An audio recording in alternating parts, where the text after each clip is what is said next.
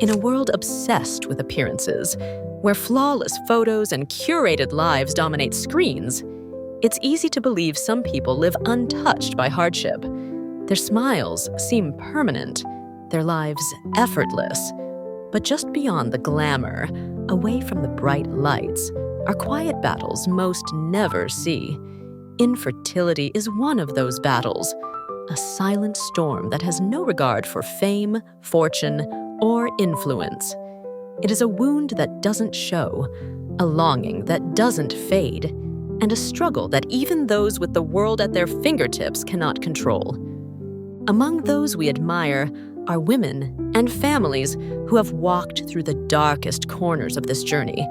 They have waded through months that turned into years, sat through countless appointments in sterile, cold rooms, endured invasive procedures, and weathered the crushing disappointment of dreams deferred again and again.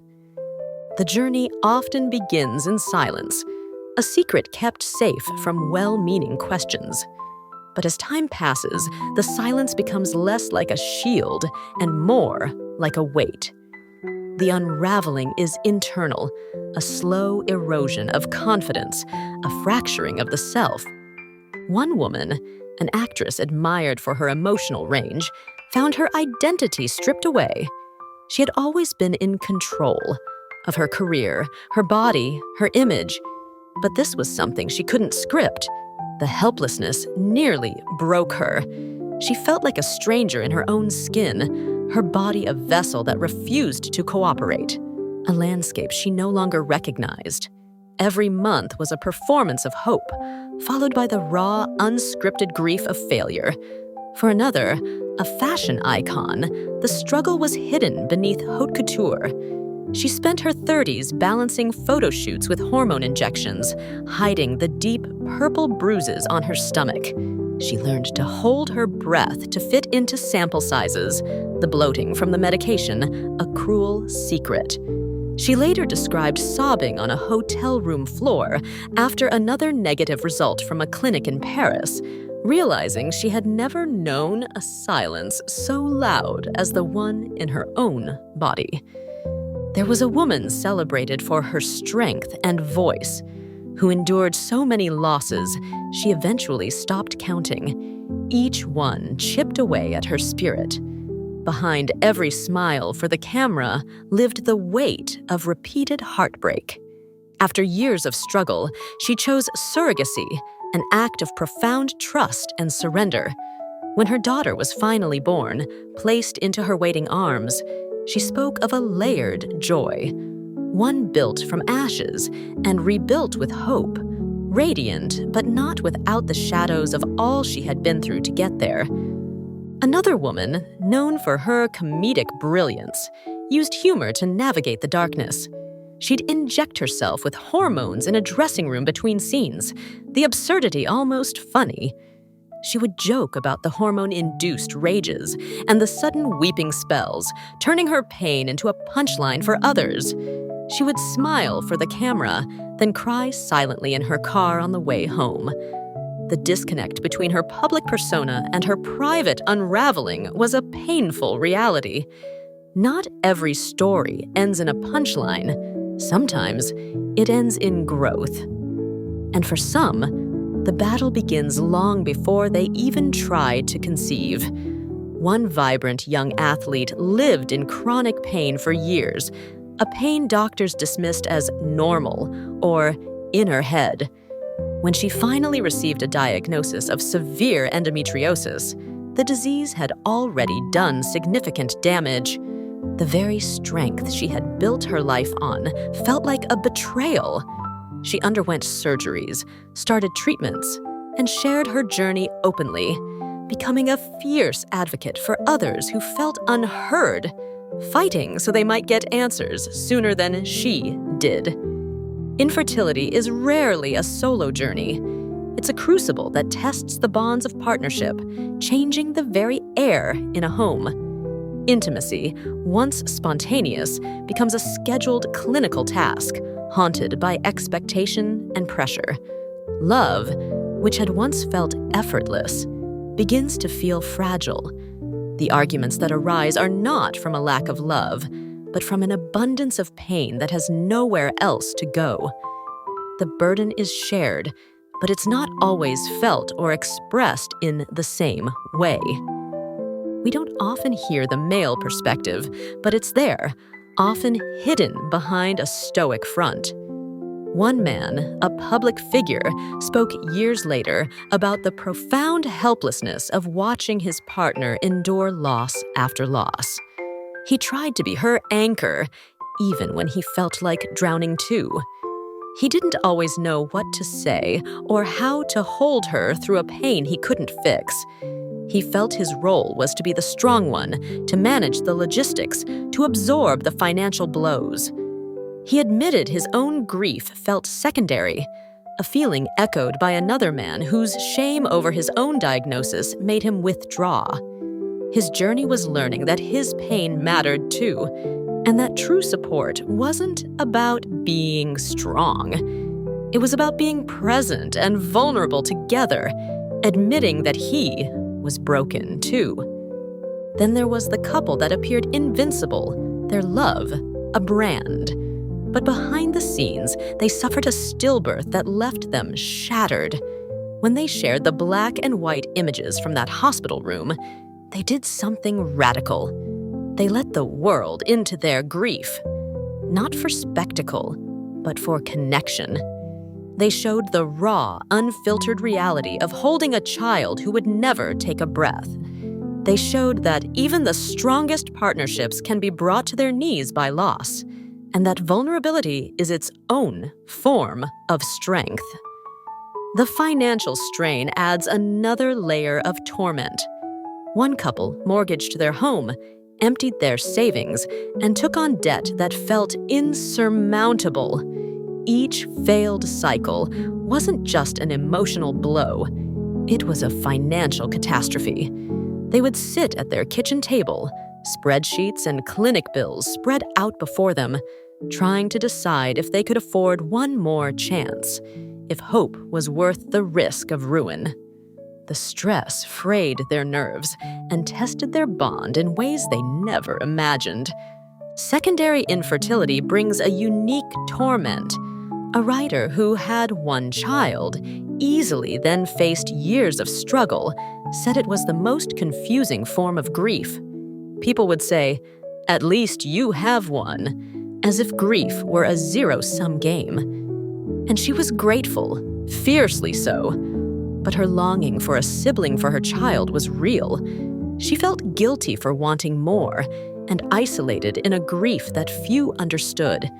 She learned to live in that in-between space, to honor both the ache for what wasn't and the profound joy for what was. This journey can feel isolating. If you're looking for a community that understands, you can find stories and support at parentsdomain.com. Not every story of infertility ends with a baby. For many, the journey leads to unexpected destinations, forcing a reevaluation of what it means to build a family.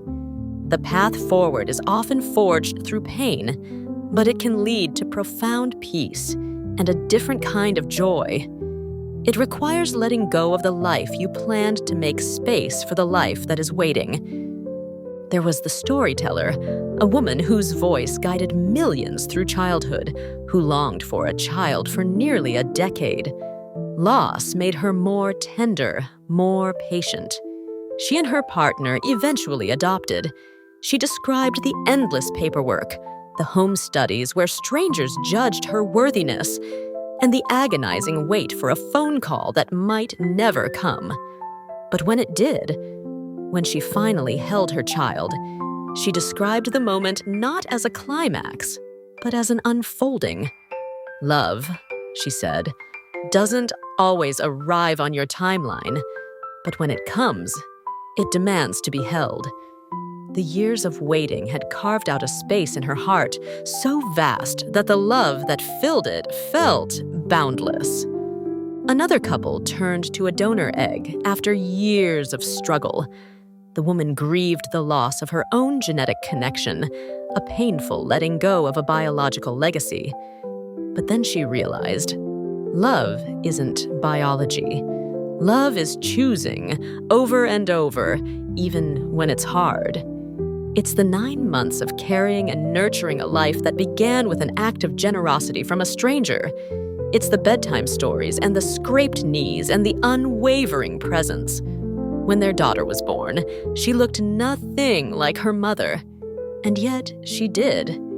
In the way she smiled, the way she furrowed her brow when concentrating, love had found a way.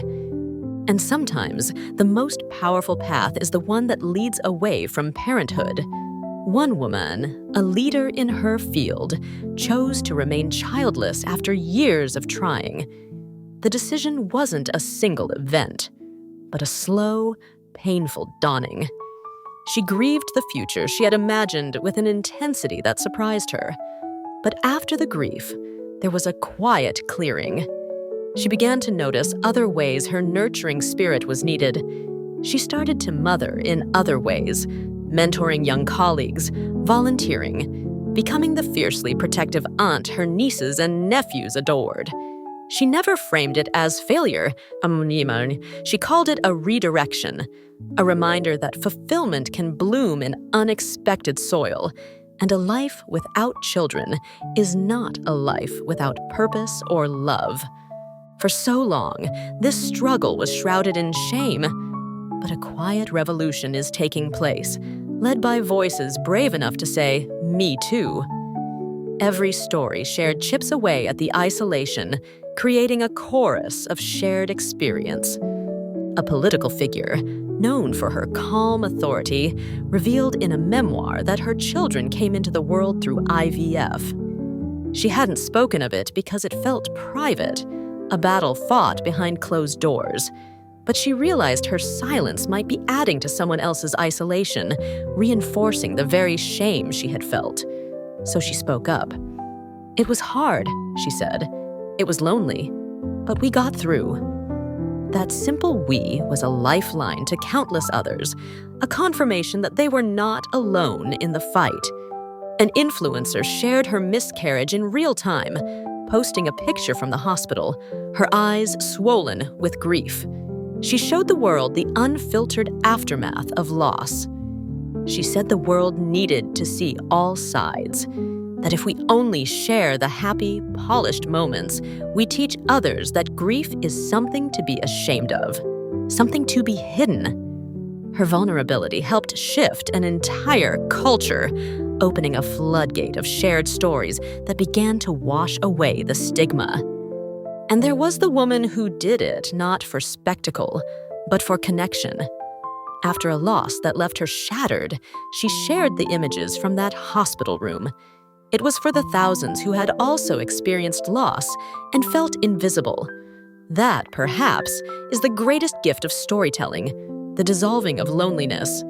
It tells others that it's okay to break, that being broken doesn't mean being defeated.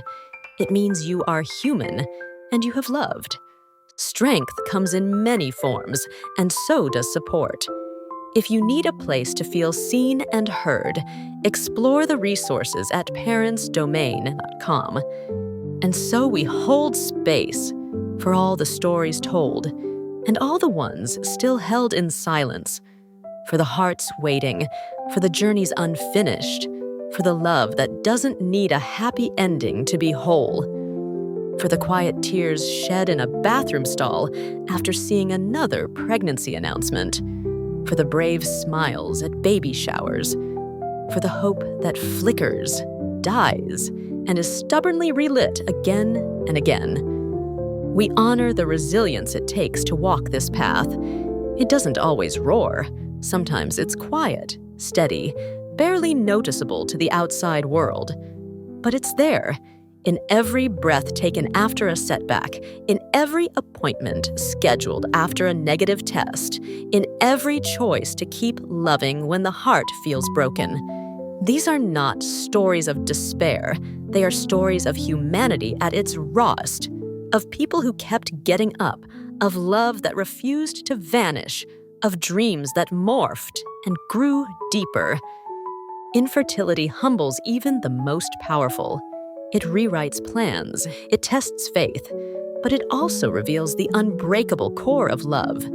It teaches a new language, one of patience, empathy, and grace. And though their names may not be known, their stories echo in waiting rooms, in journals, and in whispered prayers across the world. Their stories matter.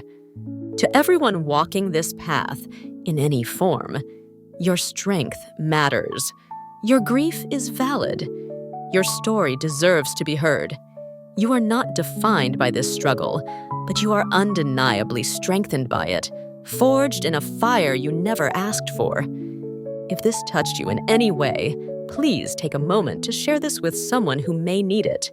Sometimes the greatest gift we can give is letting someone know they're not alone. And for more support, resources, and heart-centered content for families and parents in every chapter of life, visit parentsdomain.com. You're never alone in this. Thank you for being here.